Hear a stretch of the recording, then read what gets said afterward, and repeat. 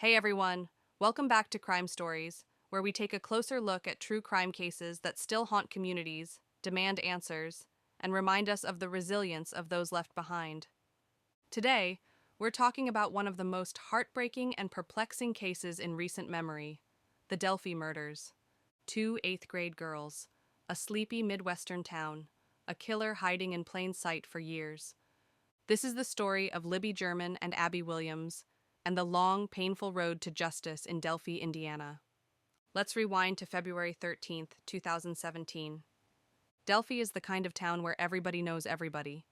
Population just under 3,000. Tucked between cornfields and winding two-lane roads, it's the last place you'd expect to become the center of a national mystery. Libby and Abby were best friends, your typical teenage girls. Libby was smart, outgoing, loved science and photography. Abby was artistic, quiet but funny, a little more reserved than Libby, but they balanced each other out perfectly. That Monday, school was out for a teacher workday.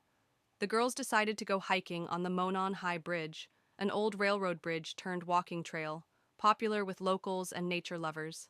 Libby's older sister dropped them off around 1:30 in the afternoon. It would be the last time anyone saw them alive. When they didn't show up at their designated pickup spot that afternoon, their families knew something was wrong immediately. This wasn't normal. By nightfall, search parties were combing the woods. The next day, just half a mile from the bridge, their bodies were found in a wooded area off the trail. Police have never released the exact details of the crime scene, but they've called it complex and unlike anything they had ever seen. There were rumors of staging, of ritualistic overtones, but little confirmed publicly. Then came the twist that made this case national news. Libby German had the presence of mind to record the man who was following them. A short video was found on her phone.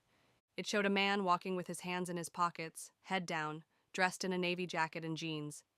He approaches them on the bridge and says just 3 words, "Guys, down the hill."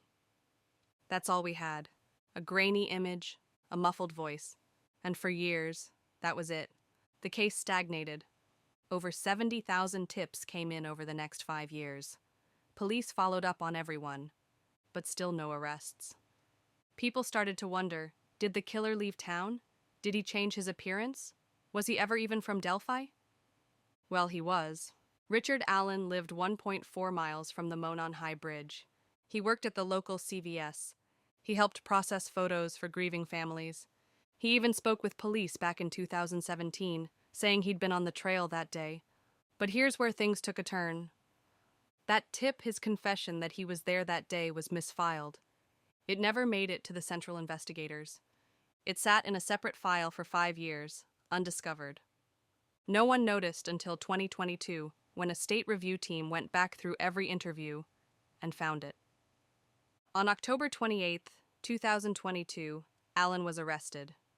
Authorities recovered a .40 caliber unspent round near the girls' bodies.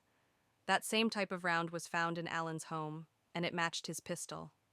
He also fit the physical description, and perhaps most chillingly, police said that items had been moved from the crime scene, indicating the killer had taken trophies. Allen's defense team would go on to claim all sorts of bizarre theories, that the murders were the work of cultists, that Allen was being framed as a sacrificial lamb, but the evidence especially, that bullets spoke volumes. In November 2024, after a tense trial, Allen was convicted on 2 counts of murder and sentenced to 130 years in prison. You'd think that would be the end. But this case still leaves a lot of unanswered questions. Why were details of the crime scene never released? What was the motive? How did someone so seemingly ordinary commit something so horrific, and then go back to life as usual? And the biggest question, could this have been solved years earlier if that tip hadn't been misfiled?